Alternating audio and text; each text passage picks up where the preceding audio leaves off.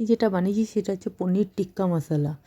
আর এটা হচ্ছে ম্যারিনেশন করে রেখে দিয়েছি। করার পর এবার ছোটো যে টুথপিক যে কাঠিগুলো থাকে তার মধ্যে করছি।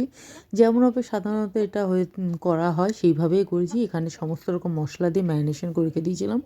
পনির, ক্যাপসিকাম আর পেঁয়াজ, টমেটো সব একসাথে।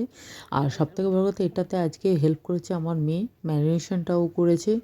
আর এখানে আমি করার পর ওকেও আমাকে বলে দিচ্ছি। ও তখন একটা করে মানে একটা আমি দেখিয়ে দিয়েছি, করার পর বাকিটা ও মানে গেঁথে মানে পনিরের টিক্কাগুলোকে গেঁথে সুন্দরভাবে এগুলো ওই করেছে।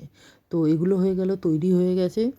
আর এখানে আমি যা ব্যবহার করছি ঘরে থাকা মশলা দিয়ে করেছি। এমনকি এই যে আমি এই যে এটা ব্যাটারটা তৈরি করেছি, এটা আমি ময়দা আর অ্যারারুট দিয়ে করেছি, কেননা আমার কাছে কর্নফ্লাওয়ার ছিল না। কারণ ঘরে থাকা জিনিস দিয়ে আমি চেষ্টা করি বানানোর।